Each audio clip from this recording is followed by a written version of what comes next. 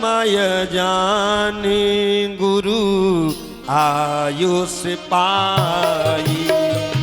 समय जान गुरु आयुष पाई। लेन प्रसून चले दो भाई। लेन प्रसून चले दो भाई। लेन प्रसून चले दो भाई।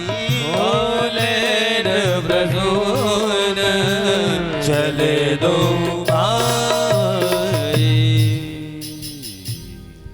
प्रातः काल गुरु जी की पूजा का समय हुआ।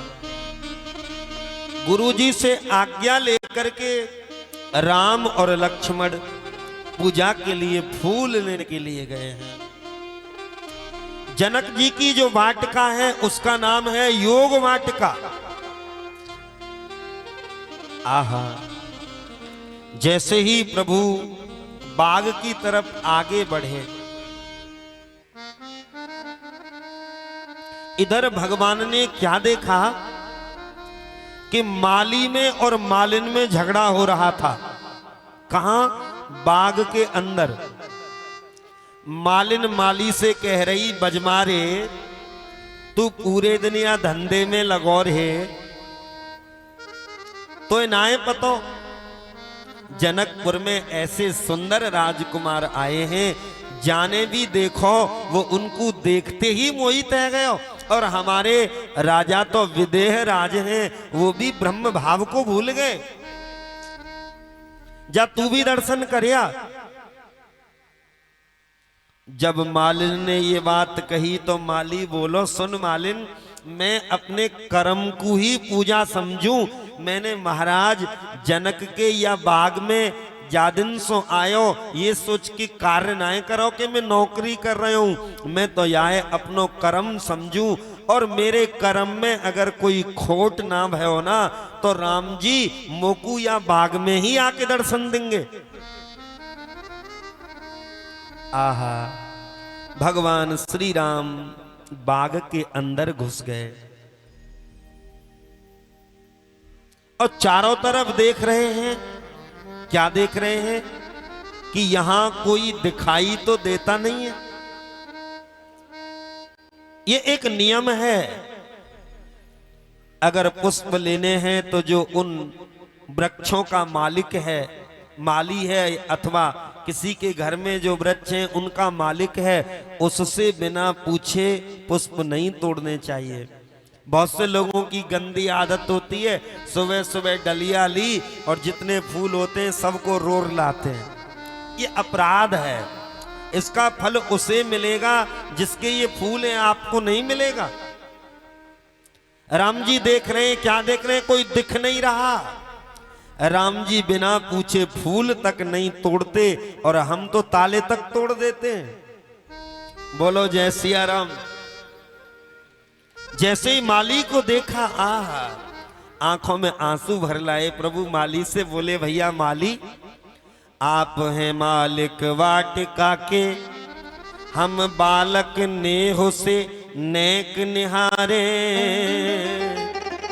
लाल साएक यही मन में, तन से गुरुदेव को कारज सारे। कि भक्ति के भाव को शक्ति मिले, यदि आपहु दें सहयोग संवारे। और पूजन हेतु प्रसून चहे हम, आयुष होए तो पुष्प उतारे। आपकी अगर आज्ञा हो जाए तो माली भैया हम फूल ले ले, क्योंकि गुरुजी को पूजा करनी है। माली प्रभु के साथ लीला करने लगा। बड़ा सुंदर प्रसंग है ये। माली ने भगवान को देखा तो हंस के बोला, आप फूल तोड़ोगे? भगवान ने कहा, हाँ प्रभु, मैं तो तुम्हें बाग में घुसने तक नहीं दूंगा, फूल तोड़ना तो बहुत दूर। भगवान ने कहा, भैया हमारे अंदर कोई खोट है क्या? खोट ही खोट है तुम्हारे अंदर, गुण ही कौन सा है? बगिया बिच जान न दई है। राम जी बिनती सुनो। राम जी ने कहा क्यों नहीं जाने देगा भैया? बोले प्रभु आप बड़े कोमल हो ना, हम कर देंगे ये सेवा। दल फूल तोड़ हम लई हैं, राम जी बिनती सुनो। प्रभु हम तोड़ के ले आते हैं फूल, फूल ही तो लेने हैं। भगवान ने कहा देखो अपने गुरुजी के लिए फूल हम ही तोड़ते हैं। प्रभु मैं आपको बाग में घुस तो जाने दूं, लेकिन कोमल चरण कमल बिन पनही। आपके चरण कोमल, चरण कमल इतने कोमल हैं और वो भी बिना पन ही के, कुछ पहन नहीं रखा। तो हंस करके राम जी ने कहा राजा जनक का वैसे तो इतना नाम है, क्या उनके बाग में कांटे बिखर रहे हैं जो हमारे पैरों में गड़ जाएंगे? बोले ना प्रभु ना, कांटा कंकड़ कुछ नहीं है, लेकिन फिर क्यों नहीं जाने देते आप?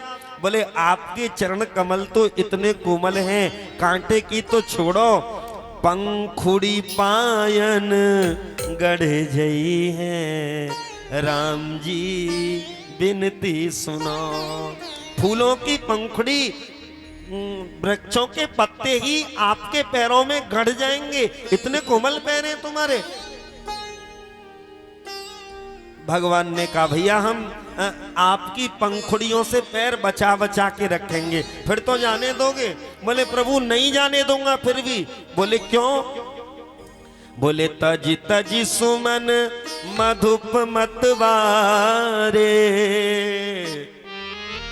ये जो मधुप जो भंवरे हैं ना, जैसे ही आपको बगीचे में देखेंगे ना तो ये फूलों का पराग लेना तो छोड़ देंगे। मुझ में ऐसी क्या कमी है जो ये छोड़ देंगे मुझे जाते ही? बोले कमी नहीं प्रभु, अभी तक तो इन्होंने केवल एक वृक्ष पर थोड़े से ही कमल देखे हैं, लेकिन जब आपके अंदर ये दर्शन करेंगे ना तो आपके तो शरीर पर कमल ही कमल हैं। नयन कमल, अधर कमल, मुख कमल, हस्त कमल, भगवान के तो पूरे शरीर पर कमल ही कमल हैं। तो तज तज सुमन मधुप मतवारे, तो ये फूलों को तो छोड़ देंगे, फिर क्या करेंगे? बोले मुख मंडप पे मर रही है, राम जी बिनती सुनो। प्रभु मैं आपको बगीचा में नहीं जाने दूंगा। भगवान ने कहा भैया हम अपने मुंह को ढांक लेंगे, फिर तो जाने दे। प्रभु नहीं जाने दूंगा फिर भी। अब क्या बात है भैया? प्रभु मुझे एक खतरा और है तुमसे। खतरा क्या है?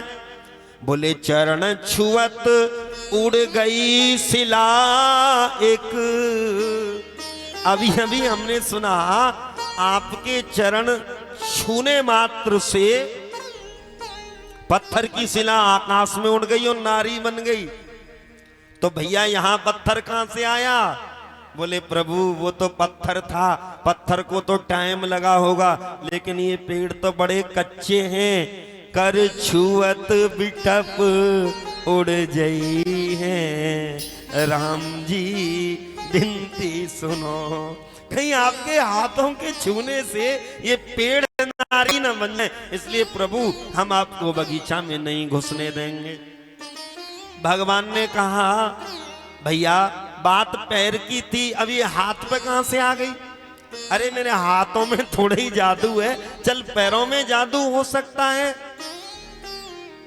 बोले प्रभु नहीं जाने दूंगा। बोले क्यों?